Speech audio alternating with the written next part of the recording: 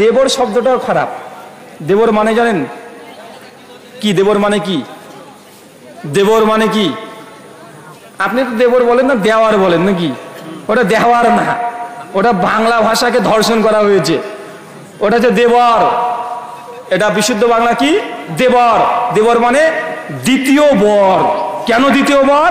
মানে ভাই যদি কোনো ক্রমে মারা যায় তো ছোট ভাই তার এই ভাবিটাকে বিয়ে করবে, এই জন্যই এটাকে বলা হয় দেবর। এটা ইসলামিক কোনো ভাষা নয়, এটা হিন্দুদের ভাষা।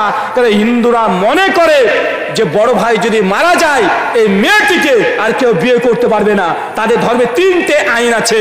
এক, স্বামী যদি মারা যায় তো স্বামীর সঙ্গে স্ত্রীকে আগুন দিয়ে সতীদাহ করে দিতে হবে, দাও দাও করে জ্বলে দিতে হবে। এটা হচ্ছে হিন্দু ধর্মের আইন, যে সতীদাহ প্রথা বলা হয়। জানা আছে না নাই? আছে। আর কোনো মেয়ে যদি সতীদাহ হতে না চায় তাহলে কি করবে? যদি স্বামী মারা যায়, স্বামীর যদি কোনো ছোট ভাই হয়, সেই ছোট ভাই যদি বলে যে ঠিক আছে আমি আমার বৌদির সঙ্গে বিয়ে করতে রাজি আছি, তাহলে এই মেয়েটিকে আর সতীদাহ করা হবে না, মানে সেকেন্ড ছোট ভাইয়ের সঙ্গে বিয়ে দিয়ে সংসার করবে। এই জন্য হিন্দু ফিলোসফি অনুযায়ী, দর্শন অনুযায়ী বড় ভাইয়ের ভাই ছোট ভাইকে বলা হয় দেবর। তো আপনি কি হিন্দু নাকি? হ্যাঁ বলেন, আপনি হিন্দু? মানে যখন বড় ভাইয়ের বউ ছোট ভাইকে বলছে যে দেবর, মানে দ্বিতীয় বর, মানে দ্বিতীয় স্বামী, এই শব্দ বলা যাবে না। কি বললাম? এই শব্দ বলা যাবে না, শব্দটাই নোংরা। সহিহ বুখারী ৫,৬৩ 90 নম্বর হাদিস আল্লাহ বলেছেন ভাবি, আর আপনার ভাষাটা বলি দেবর, মানে স্বামীর ছোট ভাই, এদের সঙ্গে সম্পর্ক হবে কি? মৃত্যু। কি বলেন তো? মৃত্যু। মানে ভাবি যদি তার ছোট ভাইকে দেখে, মানে তার স্বামীর ছোট ভাইকে দেখে, ভাবি এলাকায় থাকবে না, এরকম সম্পর্ক। কেন? এখান থেকে সবচেয়ে বেশি ফিতনা হয়। তাই ভাবি আর দেবর আপনার ভাষা অনুযায়ী এর সম্পর্ক হয় মৃত্যু। কিন্তু শয়তান আপনার কানে এসে হিসেবে করে দিয়েছে দেবর আর ভাবি সম্পর্ক মানে ভাবি মানে অর্ধেক। বা আছে না নাই? দেবর শব্দ বলবেন না। কি বললাম বলেন তো? যেসব মেয়েরা আছে আপনাদের স্বামীর ছোট ভাই যদি থাকে, আপনার এটা ছোট ভাই, কি বলবেন? কি বলবেন? শুধু ভাই। দেবর শব্দকে বাতিল করতে হবে। এই শব্দের মধ্যে নোংরামি লুকিয়ে আছে। আল্লাহ সুবহানাহু ওয়া তাআলা আমাদেরকে বোঝার তৌফিক দান করো। সকলে পড়ি আমিন। সম্মানিত শুধু যে কথা বলছিলাম, জাহান্নাম ঘেরা আছে মানুষের মনের বাসনা দ্বারা।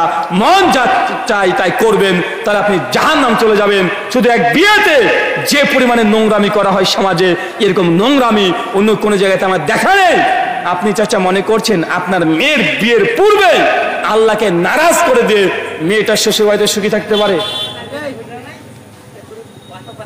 আপনি আপনার মেয়ের বিয়ে দিয়েছেন আল্লাহকে নারাজ করে। বিয়ের প্রথম থেকে শেষ পর্যন্ত অধিকাংশ নিয়ম সবগুলো হারাম, গুনাহ কাবিরা পর্যন্ত করছেন। একদম মেয়েকে দেখতে আসা থেকে শুরু করে, মানে আপনার মেয়েকে দেখতে আসবে, আপনি বাড়ির বারান্দাতে মেয়েটিকে অর্ধলিঙ্গ অবস্থায় বসে রেখে দিয়েছেন। আর যে ছেলে দেখতে আসছে ও হচ্ছে থার্ড জেন্ডার। থার্ড জেন্ডার বোঝেন? মানে ও ছেলে না, ও হিজড়া। ও কি বলেন তো ভাইজান? হিজড়া। বিয়ে করবে ও, আর দেখতে আসছে কে? গোটা পাড়ার মানুষকে নিয়ে চলে এসেছে, 2 বন্ধু চলে এসেছে, পাক্কা বদমাস। নিজের দুলা ভাইকে নিয়ে আসে, বা আসে গেছে না? আসে না ভাইজান? মেয়েটাকে বাড়ি বারান্দায় রেখে দিয়েছেন অর্ধলঙ্গ অবস্থায়, আর ছেলে পক্ষে সাহেবের মোবাইল ধরে দাঁড়িয়ে আছে, মানে মেয়ের আপনার ছবি তুলছে। আর আপনি বাপ, আপনি বলছেন না যা করছে করুক আমার মেয়ের সঙ্গে। আজকে এরা বর পক্ষ, কিচ্ছু বলা যাবে না। কিছু বললে আমার মেয়ের যদি বিয়ে ভেঙে যায়, আছে না নাই? এটা হারাম শুরু হচ্ছে প্রথম থেকেই। ইসলামী শরিয়া অনুযায়ী যদি মনে করতে পারেন এটা কঠিন কথা, যে মেয়েটাকে আপনি দেখতে যাবেন বিয়ের উদ্দেশ্যে, আপনার প্রতিবেশী ভাই তো দূরের কথা, আপনার দুলা ভাই তো দূরের কথা, আপনার বাপ, সেও মেয়েটার প্রথমে সুরাত বা চেহারা দেখাটা তার জন্য জায়েজ নয়, যতক্ষণ না বিয়ে হচ্ছে। কথা বুঝতে পারছেন? যতক্ষণ না বিয়ে হচ্ছে। অথচ সমাজে এটা উল্টো আছে না নাই চাচা? আছে। তারপরে তো হাত ধোয়া, থুবড়া খাওয়ানো, তারপরে গলার মালা চেঞ্জ করে দেওয়া, বিয়ে বাড়িতে এসে গেটটাকে একদম ঘিরে রেখে দিয়ে লাল ফিতে টাঙিয়ে 1,000-5,000 টাকা দাবি করা, সবগুলো নষ্টামি ভণ্ডামি, সব অমুসলিম হিন্দুদের কাছ থেকে মুসলমানের এই বিয়ের মধ্যে ঢুকে গেছে। আপনি যে বিয়ে করা একটা ইবাদত, এই ইবাদত আপনি মনে করেন না। বিয়ে যদি ইবাদত হয়, আল্লাহ বলছেন আন্নী কাউমিনা সুন্নাতি ফামান রাগিবান সুন্নাতি ফালাইসা মিন্নি, বিয়ে করা হচ্ছে আমার ইবাদত, আমার সুন্নাত। যে ব্যক্তি এই সুন্নাত থেকে বৈরাগ্য পোষণ করবে সে আমাদের অন্তর্ভুক্ত না। তো আপনি কি সুন্নাত মোতাবেক বিয়ে করেন?